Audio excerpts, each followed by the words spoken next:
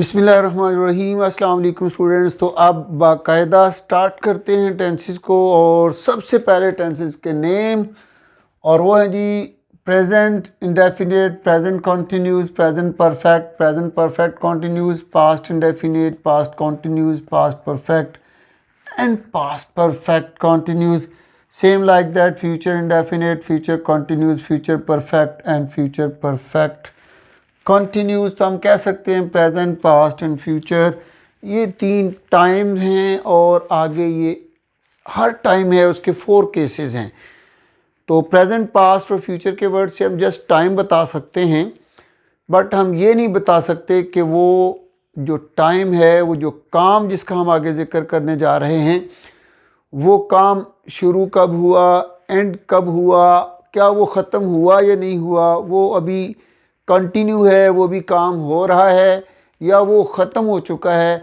इन तमाम केसेस को डिस्कस करने के लिए हमने हर टाइम को, यानी कि प्रेजेंट के टाइम को, पास्ट के टाइम को, फ्यूचर के टाइम को 4 डिफरेंट केसेस में डिवाइड किया है, ताकि हम ये बता सकें कि काम स्टार्ट कब हुआ, एंड कब हुआ, या अभी वो कंटिन्यू है, वो ख़त्म हुआ या नहीं हुआ है, प्रेजेंट में, पास्ट में या फ्यूचर में। इस सब की डिटेल भी इंशाल्लाह जब डिटेल वीडियो आएगी उसके अंदर एक्सप्लेन करेंगे। अभी के लिए just the name of the tenses again I am repeating: present indefinite, present continuous, present perfect continuous. तो प्रेजेंट के टाइम को हमने 4 डिफरेंट केसेस में डिवाइड कर दिया और इन्हीं को हम लोग बेसिकली 4 टेंसेस कहते हैं। इससे से past indefinite, past continuous, past perfect and past perfect continuous. ऐसे ही future indefinite, future continuous, future perfect and future perfect continuous. जी तो बेटा ये तो के नेम। अब सबसे पहला मरहला हमारे पास आता है उर्दू मीडियम स्टूडेंट्स के लिए। मैं इंग्लिश मीडियम स्टूडेंट्स के लिए बात नहीं कर रहा, बिकॉज उनके यहाँ टेंसेस को ज़रा डिफरेंट मेथड के साथ डिस्कस किया जाता है। वहाँ पर ये नहीं देखते कि उर्दू सेंटेंस के आखिर में क्या है, वहाँ पे सिचुएशन को देख के टेंसेस के बारे में डिसाइड किया जाता है। सिचुएशन को देख कर टेंसेस के बारे में किस तरह से डिसाइड किया जाता है, आपको पता है कि मैं अभी फिर बता रहा हूँ कि ये बहुत सारी ऐसी चीज़ें हैं जो भी समझने के लिए ज़रूरी हैं और इंशाल्लाह इनको डिटेल वीडियोस के अंदर डालेंगे। अभी हम मुख्तसरन उर्दू मीडियम स्टूडेंट्स के लिए कि जब एक सेंटेंस उर्दू में लिखा हुआ आ जाएगा तो किस तरह से हमने उसको पहचानना है कि ये कौन से टेंस का फ़िक्रा है। जी तो बेटा सबसे पहले आते हैं प्रेजेंट इंडेफिनिट की तरफ। तो ता है, ती है, ते हैं, ये हमारा प्रेजेंट इंडेफिनिट की पहचान है। अगर किसी सेंटेंस के आखिर में ता है, ती है, ते हैं आता है तो वो प्रेजेंट इंडेफिनिट है। जैसे वो खाना खाता है, वो सोती है, हम फुटबॉल खेलते हैं, तो ये हमारे प्रेजेंट इंडेफिनिट के सेंटेंस हो गए। और अगर किसी उर्दू फ़िक्रे के आखिर में रहा है, रही है, रहे हैं आता है, रहा कंटिन्यूस को रिप्रेजेंट करता है और है जो है वो प्रेजेंट को रिप्रेजेंट करता है।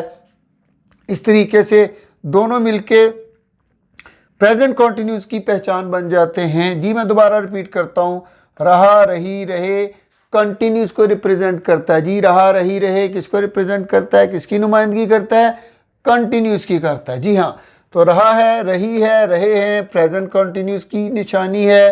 जैसे वो खाना खा रहा है, वो सो रही है, वो फुटबॉल खेल रहे हैं। और अब आ जाते हैं जी प्रेजेंट परफेक्ट में, जिसकी पहचान में काफ़ी ज़्यादा वर्ड आ जाते हैं। कभी चुका, चुकी, चुके के साथ हम इसकी पहचान करते हैं, कभी लिया, ली, लिए के साथ करते हैं, कभी दिया, दी, दिए के साथ करते हैं। और इसके साथ है, हूँ, हैं हमें प्रेजेंट की तरफ ले जाता है। जैसे चुका है, चुकी है, चुके हैं, लिया है, ली है, लिए हैं, दिया है, दी है, दिए हैं।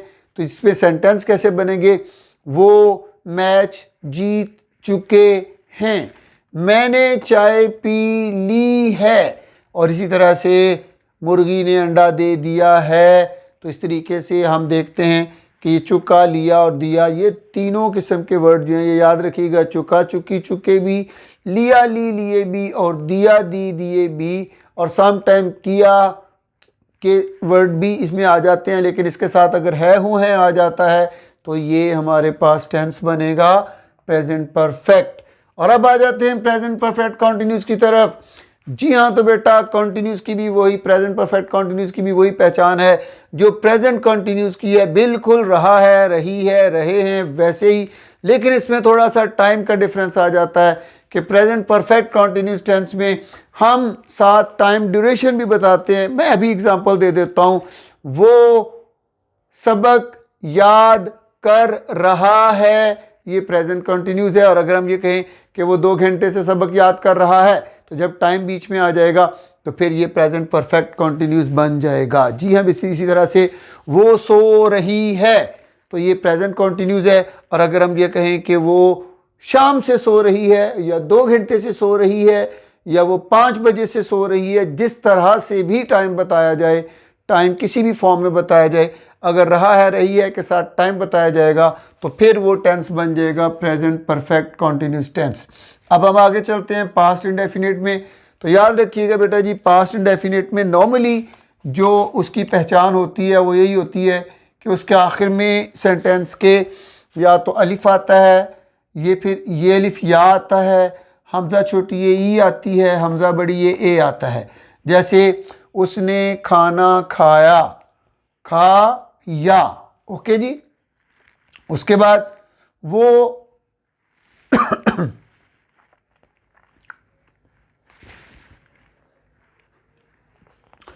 उसने सबक पढ़ा, अब यहां पे सिंपल अलिफ आ रहा है। उसने खाना खाया, इसमें ये अलिफ या आया है, ठीक है जी। उसने रोटी खाई, ओके जी, छोटी ये आ गया, बड़ी ये के साथ आ जाएगा। लेकिन इसके बाद फिर कुछ भी और नहीं आएगा। इसके बाद ना तो है हूँ है आएगा, ना इसमें था थी थे आएगा, ना इसके एंड पर गा गी गी आएगा। ये सेंटेंसेस ऐसे होंगे जिनके एंड पर अलिफ, ये अलिफ या, हमज़ा छोटी ये ई, हमज़ा बड़ी ये ए, इस तरह के मतलब है कि एंड होता है सेंटेंसेस में। जैसे अभी मैंने आपको एग्जांपल दी। हाँ, कभी कभी इसमें ता था ती थी का भी इस्तेमाल हो जाता है, लेकिन ये उस वक्त होता है कि जब पास्ट में कोई ऐसा काम है जिसकी बार बार उसने रिपीट किया हो, जिसको करने की उसकी आदत हो। जैसे वो खाना खाता था, ठीक है जी, वो रात को पढ़ती थी, तो ये बताता है कि ये उसकी आदत थी और ये काम वो पास्ट में बार बार करता था। नेक्स्ट हम आ जाते हैं पास्ट कंटिन्यूस टेंस में। जी बिल्कुल, आपको मैंने पहले बता चुका हूँ कि रहा रही रहे कंटिन्यूस की नुमाइंदगी करता है, और रहा रही रहे के साथ था थी थे जो है वो पास्ट की नुमाइंदगी करता है। इस तरह से रहा था, रही थी और रहे थे जो है वो पास्ट कंटिन्यूस की उर्दू फिक्रात की पहचान। वो खाना खा रहा था, वो सो रहे थे, वो पढ़ रहे थे, वो खेल रहे थे, वगैरह वगैरह। इसी तरीके से पास्ट परफेक्ट, अगेन वही कॉम्बिनेशन है हमारे पास। वहाँ पर है हूँ है के साथ था, यहाँ पे था थी थे के साथ है। चुका चुकी चुके, लिया ली लिए, दिया दी दिए, था थी थे के साथ जब आएगा तो उस वक्त हम इसको पास्ट परफेक्ट कहेंगे। वही कॉम्बिनेशन आगे चलेगा पास्ट परफेक्ट कंटिन्यूस में भी। जनाब बिल्कुल, रहा था, रही थी, रहे थे पास्ट कंटिन्यूस है, और अगर उससे पहले टाइम आ जाए तो फिर वो पास्ट परफेक्ट कंटिन्यूस है। यानी पास्ट में ड्यूरेशन बताया जा रहा है, साथ आपको वक्त बताया जा रहा है। जैसे वो सो रहे थे, तो वो सो रहे थे पास्ट कंटिन्यूस है, लेकिन वो 2 घंटे से सो रहे थे। ओके, वो खेल रही थी, तो वो खेल रही थी पास्ट कंटिन्यूस है। और अगर वो हो जाए कि वो सुबह से खेल रही थी, तो साथ में टाइम आ गया, तो जब टाइम आ जाएगा तो फिर ये हमारा पास्ट परफेक्ट कंटिन्यूस बन जाएगा। रहा था रही थी के साथ बिल्कुल, अगर रहा था रही थी के साथ टाइम नहीं है तो पास्ट कंटिन्यूस है, और अगर उसके साथ टाइम आ जाता है तो फिर वो पास्ट परफेक्ट कंटिन्यूस है। इस तरीके से फ्यूचर इंडेफिनिट में हम आते हैं तो आमतौर पे बड़ी ये या हमजा बड़ी ये के साथ गा गी गे का यूज़ हो जाएगा। वो खाएगा, वो सोएगा, वो सोएगी, वो लेटेगा, इस तरीके से बड़ी ये के साथ गा गी गे का यूज़ आ जाएगा, तो फिर ये फ्यूचर इंडेफिनिट होगा। और अगर रहा रही रहे के साथ रहा होगा, रही होगी, रहे होंगे, रहा रही रहे हम जानते हैं कि कॉन्टीन्यूस की पहचान होती है, और गा गी गे जो है वो फ्यूचर की होती है। इस तरीके से अगर रहा होगा, रही होगी, रहे होंगे आ जाएंगे तो फिर ये फ्यूचर कंटिन्यूस टेंस की पहचान होगी। नेक्स्ट हम चलते हैं फ्यूचर परफेक्ट के ऊपर। बिल्कुल वही कॉम्बिनेशन चल रहा है हमारा चुका लिया दिया का। तो यहाँ पर भी अगर चुका चुकी चुके, लिया ली लिए, दिया दी दिए के साथ होगा, होगी, होंगे वगैरह लिखा होगा।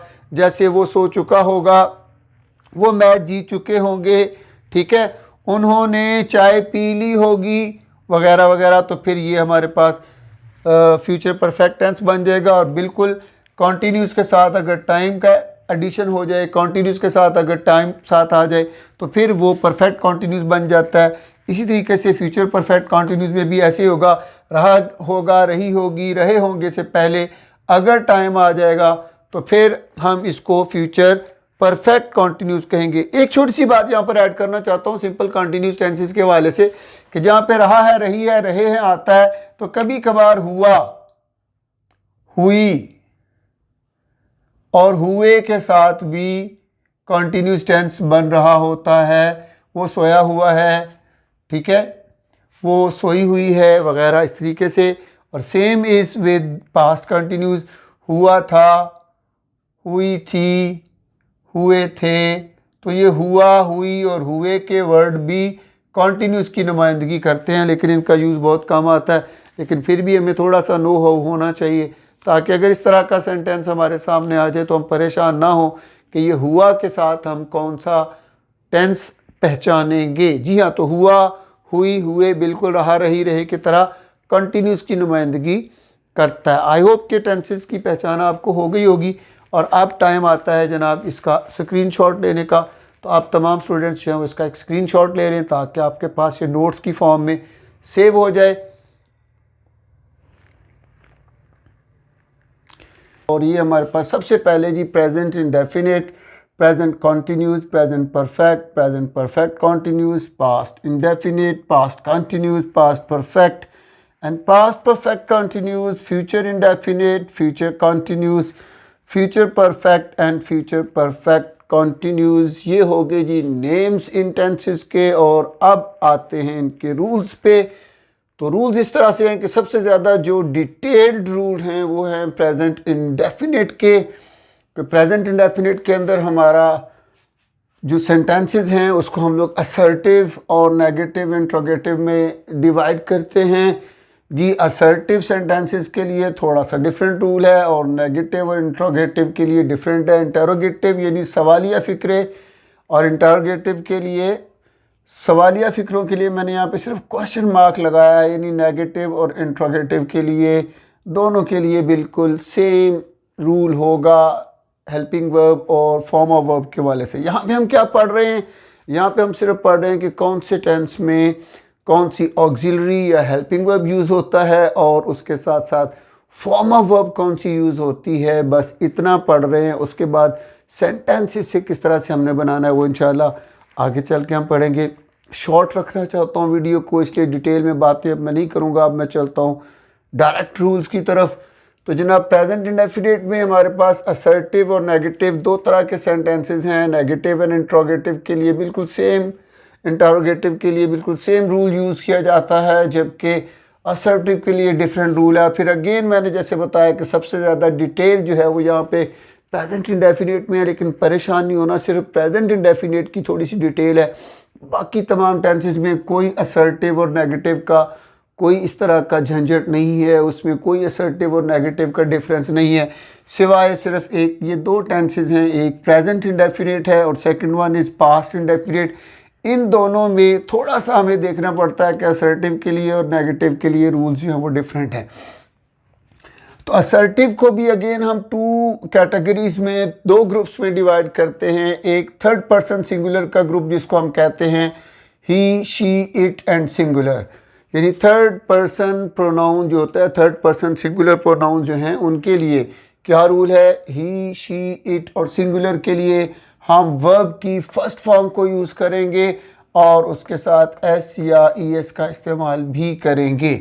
और इसी तरीके से अगर असर्टिव में थर्ड पर्सन सिंगुलर नहीं है और वहाँ पर I, we, you, they and plural name वाला कोई सेंटेंस है, तो फिर हम सिर्फ वर्ब की फर्स्ट फॉर्म को यूज़ करेंगे, उसके साथ एस या ई एस को ऐड नहीं करना। ये याद रखिएगा कि एस या ई एस सिर्फ और सिर्फ present indefinite assertive third person singular के साथ यूज़ होता है। जी कितनी चीज़ें होनी चाहिए जी, वो टेंस प्रेजेंट इंडेफिनिट का होना चाहिए, वो सेंटेंस असर्टिव होना चाहिए और third person singular he, she, it singular name से शुरू होने वाला हो, तो फिर हम वर्ब की फर्स्ट फॉर्म के साथ एस या ई एस यूज़ करेंगे। इसके अलावा पूरे टेंसेस में कहीं पर भी एस या ई एस का यूज़ नहीं है। तो प्रेजेंट इंडेफिनिट में असर्टिव में अगर थर्ड पर्सन सिंगुलर नहीं आता बल्कि आई, वी, यू, दे या प्लूरल नेम के साथ सेंटेंस होता है तो फिर हम सिर्फ वर्ब की फर्स्ट फॉर्म यूज़ करेंगे, वहाँ पे एस या ई एस नहीं होगा। इसी तरीके से अगर प्रेजेंट इंडेफिनिट का नेगेटिव सेंटेंस होगा या इंटरोगेटिव सेंटेंस होगा, यानी सवालिया फ़िक्रा होगा या मनफी फ़िक्रा होगा। जी हाँ, थोड़ा सा आपको यहाँ भी बताते जाएं। असर्टिव फ़िक्रा क्या है कि जहाँ पर किसी काम का होना वो एक्सप्लेन कर रहा हो। नेगेटिव सेंटेंस क्या है कि जहाँ पे किसी काम का ना होने के बारे में बात की जा रही हो। और सवालिया फ़िक्रा क्या है कि जहाँ पर किसी काम के बारे में सवाल किया जाए। मैं थोड़ी सी एग्जांपल एक दे देता हूँ। जैसे वो स्कूल जाता है, ये असर्टिव सेंटेंस है क्योंकि यहाँ पे किसी काम के होने की बात हो रही है। लेकिन नेगेटिव सेंटेंस क्या है कि जहाँ पे किसी काम के ना होने की बात की जा रही है, जैसे वो स्कूल नहीं जाता है। और अगर इंटरोगेटिव सेंटेंस की बात करें तो क्या वो स्कूल जाता है, वो कब स्कूल जाता है, वो क्यों स्कूल जाता है। तो बहुत सारे क्वेश्चंस इसके ऊपर बन सकते हैं। तो हमें यहाँ पर ये अंडरस्टैंड करना है। तो यहाँ पे मैं आपको बता रहा था कि प्रेजेंट इंडेफिनिट के नेगेटिव सेंटेंस में भी अगर थर्ड पर्सन सिंगुलर होगा, फिर बता रहा हूँ मैं, प्रेजेंट इंडेफिनिट के नेगेटिव सेंटेंसेस में फिर अगर थर्ड पर्सन सिंगुलर होगा। थर्ड पर्सन सिंगुलर किसको कहते हैं? ही, शी, इट और सिंगुलर नेम को कहते हैं। तो फिर हम डज के साथ वर्ब की फर्स्ट फॉर्म लगाएंगे। और डेफिनेटली अगर ये नेगेटिव होगा तो फिर यहाँ पे नॉट भी लगेगा। अगर ये इंटेरोगेटिव होगा तो डज सेंटेंस के शुरू में लग जाएगा। Again I am repeating my word कि अगर ये नेगेटिव सेंटेंस होगा तो फिर डज के साथ नॉट भी आएगा। और अगर ये इंटेरोगेटिव सेंटेंस होगा तो डज जो है वो सेंटेंस के स्टार्ट पे आ जाएगा। प्रेजेंट इंडेफिनिट का अगर नेगेटिव सेंटेंस हो या इंटेरोगेटिव सेंटेंस हो और वो थर्ड पर्सन सिंगुलर ना हो, यानी ही, शी, इट और सिंगुलर नेम ना हो, तो उसे हम और वो बल्कि उसकी बजाय आई, वी, यू, दे के साथ शुरू हो रहा हो या प्लूरल नेम के साथ, तो फिर हम डज नहीं यूज़ करते, फिर हम डू यूज़ करते हैं। जी हाँ, बिल्कुल हम इसको वहाँ पे फिर हम डू यूज़ करते हैं। और डू के साथ भी वैसे ही नेगेटिव के साथ नॉट आ जाएगा। और अगर ये इंटरोगेटिव सेंटेंस हो जाएगा तो डू जो है वो सेंटेंस के स्टार्ट में हो जाएगा। बोथ केसेस में, दोनों केसेस में वर्ब की सिर्फ फर्स्ट फॉर्म आएगी। यहाँ पे कोई एस या ई एस का यूज़ नहीं आएगा। जी बेटा जी, तो मज़ीद डिटेल इंशाल्लाह, जैसे मैं पहले भी आपको कह चुका हूँ कि अगर हमने डिटेल्स के साथ सेंटेंसेस को पढ़ना है कि ये सेंटेंस जो है ये कब यूज़ होता है और इसमें सब्जेक्ट वर्ब रिलेशन क्या है, किस तरह से कौन सा सब्जेक्ट के मुताबिक वर्ब को सिलेक्ट किया जाता है, ये तमाम डिटेल्स इंशाल्लाह डिटेल वीडियो के अंदर हम एक्सप्लेन करेंगे। अभी हम इस वीडियो को शॉर्ट रखना चाह रहे हैं मेन पॉइंट्स के साथ। उसके बाद नेक्स्ट हमारे पास आ जाता है जी present continuous. Very easy sentence है। हमने पढ़ा इसमें कि इज़, एम, आर और फर्स्ट फॉर्म ऑफ वर्ब और आई एन जी उसके साथ यूज़ होगा, या जिसको हम कह सकते हैं कि फोर्थ फॉर्म ऑफ वर्ब भी हम इसको यूज़ कर समटाइम कह देते हैं। तो again I am repeating, present continuous में इज़, एम, आर के साथ वर्ब की फर्स्ट फॉर्म और आई एन जी यूज़ होगा। प्रेजेंट परफेक्ट में हैज़, हैव के साथ वर्ब की थर्ड फॉर्म यूज़ होगी। Again I am saying, present perfect में हैज़, हैव के साथ वर्ब की थर्ड फॉर्म यूज़ होगी। और यहाँ पे फिर अगेन बताता जा रहा हूँ आपको, असर्टिव, नेगेटिव, इंटेरोगेटिव सब के लिए सेम रूल है। प्रेजेंट परफेक्ट कंटिन्यूस टेंस में हैज़ बीन या हैव बीन हेल्पिंग वर्ब या ऑक्सिलरी के तौर पे यूज़ होंगे। और यहाँ पे वर्ब की फर्स्ट फॉर्म के साथ आईएनजी हम यूज़ करेंगे। नेक्स्ट हम आ जाते हैं पास्ट में। और पास्ट इंडेफिनिट टेंसेस के अंदर सबसे पहले हमारे पास आता है पास्ट के टेंसेस में पास्ट इंडेफिनिट टेंस। और पास्ट इंडेफिनिट टेंस जो है हमारे पास, मैंने आपको बताया कि इसमें भी असर्टिव और नेगेटिव का थोड़ा सा डिफरेंस होता है, बिल्कुल प्रेजेंट इंडेफिनिट की तरह। और वहाँ पे तो मैंने बताया था फिर असर्टिव के भी अगेन जो है वो 2 ग्रुप्स बनते हैं, नेगेटिव इंटरोगेटिव के भी 2 ग्रुप्स बनते हैं। बट यहाँ पर ऐसा नहीं है, सिर्फ असर्टिव और नेगेटिव की बात करेंगे। असर्टिव में हम वर्ब की सेकंड फॉर्म यूज़ करेंगे और कोई ऑक्सिलरी यूज़ नहीं करेंगे, कोई हेल्पिंग वर्ब यूज़ नहीं करेंगे। और इसी तरीके से नेगेटिव के अंदर हम जो है वो डिड के साथ वर्ब की फर्स्ट फॉर्म को यूज़ करेंगे। और उसके साथ हम लोग हमेशा याद रखिएगा यही डिफरेंस है कि पास्ट इंडेफिनिट का अगर असर्टिव सेंटेंस होगा तो वर्ब की सेकंड फॉर्म आएगी। और अगर पास्ट इंडेफिनिट का नेगेटिव या इंटरोगेटिव सेंटेंस होगा तो फिर डिड यूज़ होगा और साथ वर्ब की फर्स्ट फॉर्म यूज़ होगी। तो ये दो ऐसे टेंसेस हैं, एक पास्ट इंडेफिनिट और एक प्रेजेंट इंडेफिनिट, कि इन दोनों के असर्टिव सेंटेंसेस के अंदर कोई ऑक्सिलरी कोई हेल्पिंग वर्ब यूज़ नहीं होता। दोबारा याद रख लीजिएगा, बहुत इंपॉर्टेंट पॉइंट है ये, कि प्रेजेंट इंडेफिनिट हो या पास्ट इंडेफिनिट हो, इनके असर्टिव सेंटेंसेस के अंदर कोई ऑक्सिलरी कोई हेल्पिंग वर्ब यूज़ नहीं होता। सिर्फ इनकी पहचान यहीं से होती है कि अगर प्रेजेंट इंडेफिनिट होगा तो वहाँ पे वर्ब की फर्स्ट फॉर्म यूज़ हो जाएगी असर्टिव के अंदर, और अगर ये पास्ट इंडेफिनिट होगा तो फिर वर्ब की सेकंड फॉर्म यूज़ हो जाएगी असर्टिव के अंदर। इन दोनों टेंसेस के अंदर नेगेटिव और इंटरोगेटिव में तो ऑक्सिलरी और हेल्पिंग वर्ब यूज़ होता है, जैसे कि प्रेजेंट इंडेफिनिट में डज ये डू यूज़ होता है और पास्ट इंडेफिनिट में डिड यूज़ होता है, लेकिन इनके असर्टिव सेंटेंसेस के अंदर कोई हेल्पिंग वर्ब या ऑक्सिलरी यूज़ नहीं होती। इंशाल्लाह एग्जांपल्स के अंदर हम इसको मज़ीद डिस्कस कर लेंगे। नेक्स्ट चलते हैं जी, और साथ में ये बता दूं, इनके अलावा बाकी जितने भी टेंसेस हैं प्रेजेंट इंडेफिनिट और पास्ट इंडेफिनिट के असर्टिव सेंटेंसेस के अलावा, वहाँ पे हर जगह पर ऑक्सिलरी भी होगी, हेल्पिंग वर्ब भी होगा, यानी ऑक्सिलरी भी होगी यानी हेल्पिंग वर्ब भी होगा, साथ में फॉर्म ऑफ वर्ब का भी यूज़ हो जाएगा। नेक्स्ट हम चलते हैं बेटा जी, बिल्कुल ईजी टेंस है हमारे पास, सेंटेंस है ईजी टेंस है हमारे पास पास्ट कॉन्टीन्यूस का। और पास्ट कॉन्टीन्यूस में का रूल क्या है, पास्ट कॉन्टीन्यूस में वॉज वर्ब के साथ फर्स्ट फॉर्म आईएनजी यूज़ करते हैं। अगेन पास्ट परफेक्ट में हैड के साथ वर्ब की थर्ड फॉर्म यूज़ करते हैं, पास्ट परफेक्ट में हैड के साथ वर्ब की थर्ड फॉर्म यूज़ करते हैं। और पास्ट परफेक्ट कॉन्टीन्यूस में हैड बीन के साथ वर्ब की फर्स्ट फॉर्म और साथ आईएनजी यूज़ होता है जी। तो यहाँ पर एक बात आपको बताना मैं भूल गया, उसको भी यहाँ पे ऐड कर देते हैं कि जब हम प्रेजेंट परफेक्ट कॉन्टीन्यूस टेंस की बात करते हैं वहाँ पे हैज़ बीन हैव बीन के साथ वर्ब की फर्स्ट फॉर्म आईएनजी यूज़ करते हैं, और उसके साथ साथ हमारा सिंस एंड फॉर का यूज़ भी इस टेंस के अंदर आता है टाइम बताने के लिए कि वो फिक्स्ड टाइम है या ड्यूरेशन ऑफ टाइम है। इसके ऊपर इंशाल्लाह डिटेल बात करेंगे जब हम इंशाल्लाह सेंटेंसेस को ट्रांसलेट करेंगे। इसी तरीके से जब पास्ट परफेक्ट कॉन्टीन्यूस टेंस की बात करते हैं तो वहाँ पर भी हैड बीन के साथ वर्ब की फर्स्ट फॉर्म आईएनजी यूज़ होता है, और यहाँ पे भी बेटा जी सिंस एंड फॉर को टाइम ड्यूरेशन बताने के लिए यूज़ किया जाता है जी। सिंस एंड फॉर को टाइम ड्यूरेशन बताने के लिए यूज़ किया जाता है। नेक्स्ट आ जाते हैं जी फ्यूचर में।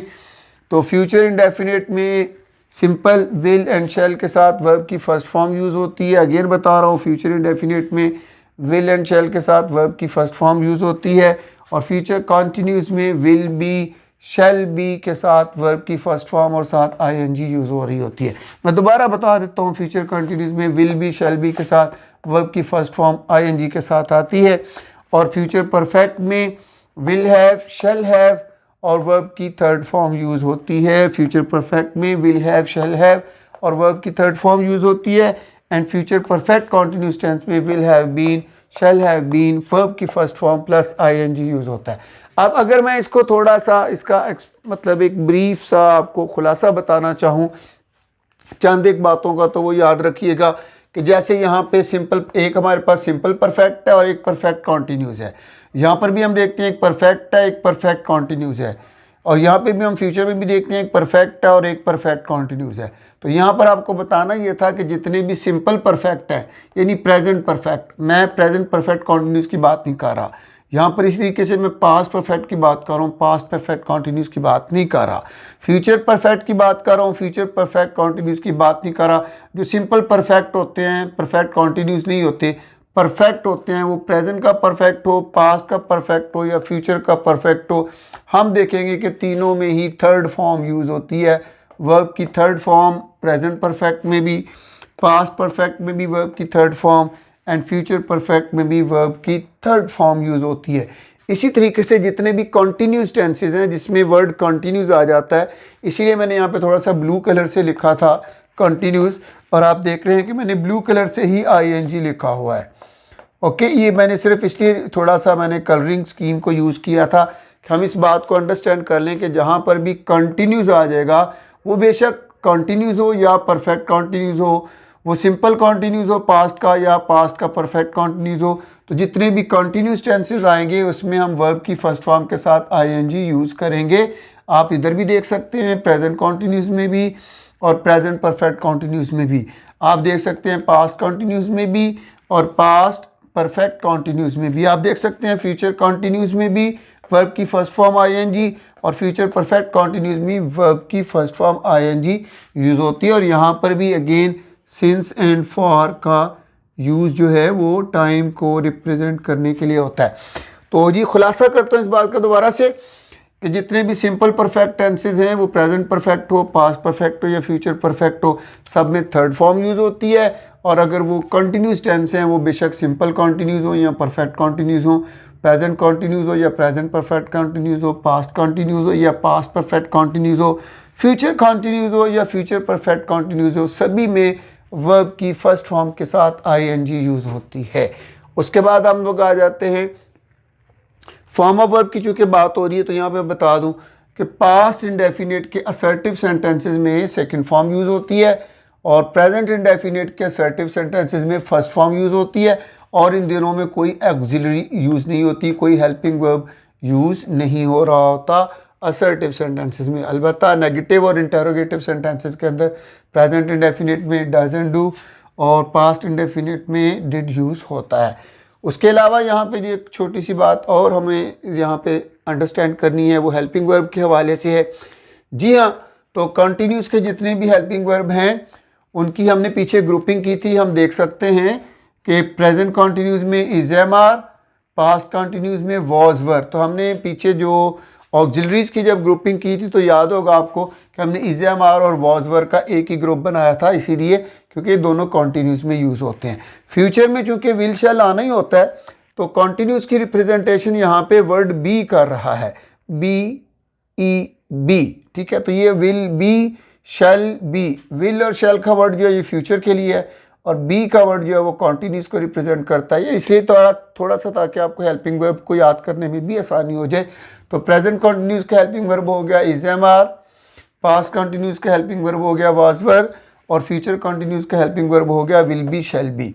और इसी तरीके से हमने ऑक्सिलरी और हेल्पिंग वर्ब के अंदर एक और ग्रुप बनाया था हैज़, हैव और हैड का। तो हम देखते हैं कि यहाँ पे परफेक्ट टेंसेस के अंदर हैज़, हैव और हैड को यूज़ हो रहा है। यहाँ पे भी परफेक्ट में हो रहा है, इधर भी परफेक्ट में हो रहा है और फ्यूचर के भी परफेक्ट में हैव यूज़ हो रहा है। तो ये हैज़, हैव एंड हैड का एक ऑक्सिलरी का पूरा ग्रुप होता है। तो प्रेजेंट परफेक्ट में हैज़, हैव यूज़ होता है, पास्ट परफेक्ट में हैड यूज़ होता है और फ्यूचर परफेक्ट में विल और शैल फ्यूचर को रिप्रेजेंट करते हैं, जबकि हैव जो है वो यहाँ पे परफेक्ट को रिप्रेजेंट करता है, यानी परफेक्ट की नुमाइंदगी करता है। इसलिए हम कह सकते हैं कि ये फ्यूचर परफेक्ट टेंस का हेल्पिंग ग्रुप विल, हैव और शैल हैव होता है। नेक्स्ट हम लोग आ जाते हैं जी परफेक्ट कॉन्टिन्यूस के हेल्पिंग वर्ब्स की तरफ। तो यहाँ पे again has been and have been. यहाँ पे जो वर्ड हैज़ है वो परफेक्ट की नुमाइंदगी कर रहा है और बीन जो है वो कंटिन्यूस की नुमाइंदगी कर रहा है। तो इस तरह से परफेक्ट कॉन्टिन्यूस का हेल्पिंग वर्ब बन गया has been, have been. Past में चूँकि परफेक्ट की नुमाइंदगी हैड करता है तो यहाँ पे परफेक्ट कॉन्टिन्यूस में परफेक्ट के लिए हैड यूज़ हो गया और कंटिन्यूस के लिए बीन यूज़ हो गया। इस तरह से परफेक्ट कॉन्टिन्यूस का हेल्पिंग वर्ब हो गया हैड बीन। यहाँ पे आ जाते हैं फ्यूचर परफेक्ट कॉन्टिन्यूस। तो देखते हैं ये तीन लफ्ज़ हैं, फ्यूचर, परफेक्ट एंड कॉन्टिन्यूस। तो इनका हेल्पिंग वर्ब भी तीन वर्ड्स पे होगा। फ्यूचर की नुमाइंदगी करेगा विल एंड शैल और परफेक्ट की नुमाइंदगी करेगा वर्ड हैव यहाँ पे और बीन की नुमाइंदगी जो है वो करेगा, जी हाँ, और जो कंटिन्यूस की नुमाइंदगी करेगा वो वर्ड बीन करेगा। तो इस तरीके से फ्यूचर परफेक्ट कॉन्टिन्यूस, फ्यूचर के लिए विल शैल, परफेक्ट के लिए हैव और कंटिन्यूस के लिए बीन। जी हाँ, तो ये हमारे पास इस तरीके से जो है वो हेल्पिंग वर्ब और फॉर्म ऑफ वर्ब कौन सी यूज़ होती है उसको हमने मुख्तसरन थोड़ा सा बयान किया और कुछ मैंने टिप्स आपको दी हैं ताकि आपको आसानी से वो याद हो जाएँ। आई होप सो कि आपको टेंसेस के रूल्स अच्छे तरीके से याद हो गए होंगे। अगर इसमें फिर भी कोई एम्बिग्यूटी हो तो हम इंशाल्लाह उसको डिटेल से डिस्कस बाद में करेंगे, या फिर जब हम सेंटेंसेस की प्रैक्टिस करेंगे कि एक सेंटेंस जब हमें मिलते हैं और डेफिनेटली वहाँ पे हमें नहीं पता होता ये कौन से टेंस का सेंटेंस है, यानी कौन से टेंस का फ़िक्रा है और इसको किस तरीके से ट्रांसलेट करना है। उसके लिए नेक्स्ट हम लोग इंशाल्लाह एक वीडियो अभी अपलोड करेंगे जिसमें डिफरेंट टेंसेस के फ़िक्रात को लिखकर और उनको ट्रांसलेट करते हुए किन बातों का ख्याल रखते हैं उसके ऊपर भी बात करेंगे। लेकिन उससे पहले मैंने जैसे कहा था कि इसका एक स्क्रीनशॉट आप ले लें, अब आप ले सकते हैं ताकि आपके लिए ये नोट्स के तौर पर सेव हो जाएं। और अब आप इसका एक स्क्रीनशॉट अच्छा सा ले लें ताकि उसके बाद हम आगे बढ़ सकें। जी, तो आई होप सो कि आपने स्क्रीनशॉट इसका ले लिया होगा। इसके बाद मिलते हैं नेक्स्ट वीडियो में।